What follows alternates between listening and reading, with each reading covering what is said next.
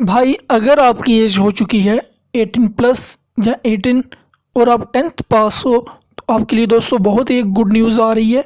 Next year SSC GD constable की भर्ती। SSC GD क्या होती है भाई, उसमें सिलेक्शन प्रोसेस क्या होता है, आपका मेडिकल कैसे होता है और आपके क्वालिफाइंग जो रिटन के लिए एग्ज़ाम होते हैं, उसके बाद आप जो फिज़िकल अपना देते हो यानी पीईटी, पीएसटी, डीएमई, आरईएमई क्या रहेगा भाई, सब कुछ इस वीडियो में बताएंगे।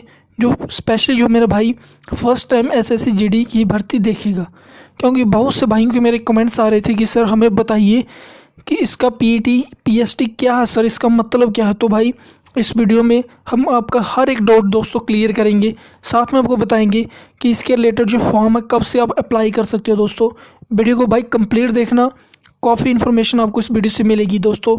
तो चलिए अगर सबसे पहले बात की जाए आपके जो है फॉर्म की, तो आपका फॉर्म जो है 25/3/2021 को लगना स्टार्ट होगा।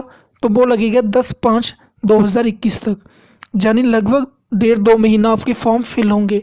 आप सभी को पता है ऑल ओवर इंडिया से फिल होते हैं, तो इसलिए थोड़ा टाइम लग जाता है भाई।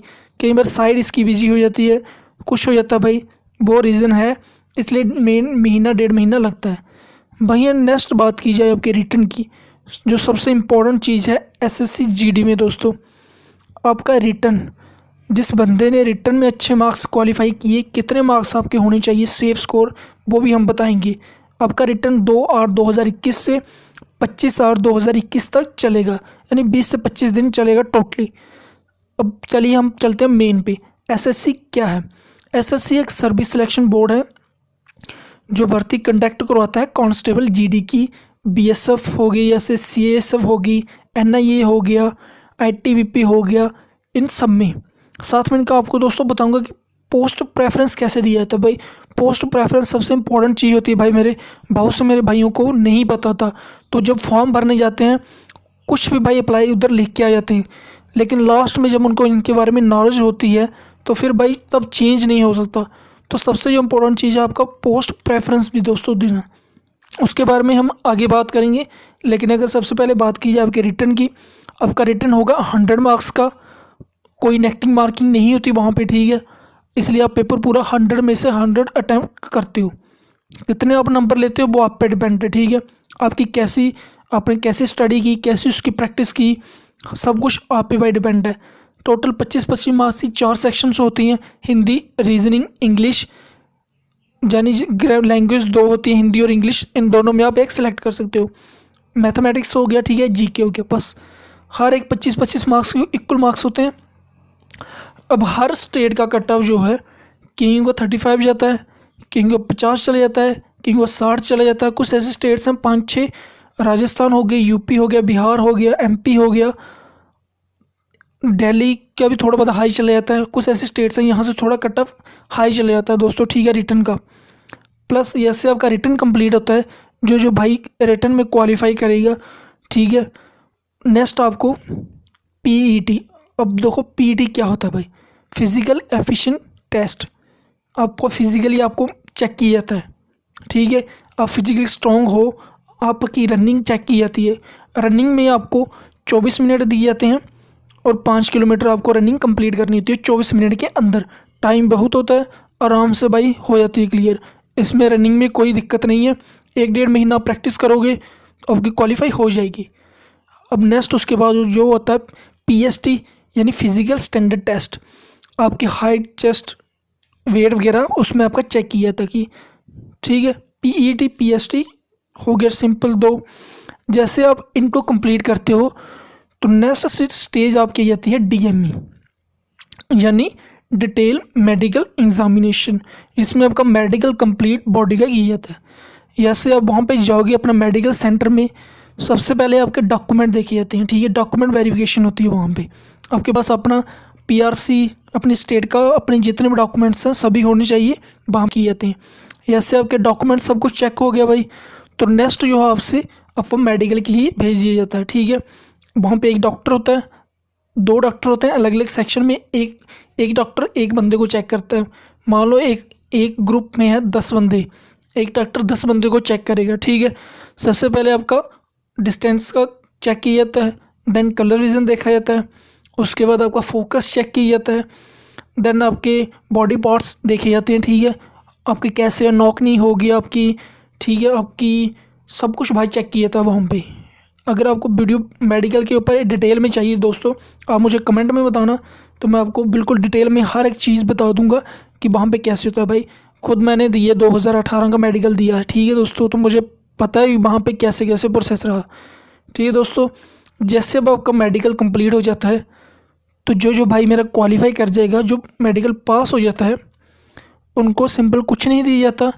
जिनको इन पार्ट्स में मेडिकल में प्रॉब्लम आती है, कहीं को कलर विजन में आती है, कहीं को डिस्टेंस में आती है, कहीं को हार्ट की प्रॉब्लम होती है, कहीं को बीपी ब्लड प्रेशर नॉर्मल कुछ होते हैं, ठीक है, उनको रिव्यू के लिए भेजा जाता है, यानी RME रिव्यू मेडिकल के लिए, ठीक है। जैसे उनको रिव्यू मेडिकल के लिए भेजा जाता है, तो वो वहीं से अपना लोकल जो एडमिनिस्ट्रेशन है वहाँ का हॉस्पिटल होता है, ठीक है, वहाँ से जाकर अपना वहाँ से RME क्लियर करवाते हैं। वहाँ से ऐसे क्लियर करवा लिया, वहाँ से उनको टाइम दिया जाता है 10 से 15 दिन 20 दिन दिया जाता है ज़्यादा से ज़्यादा, ठीक है।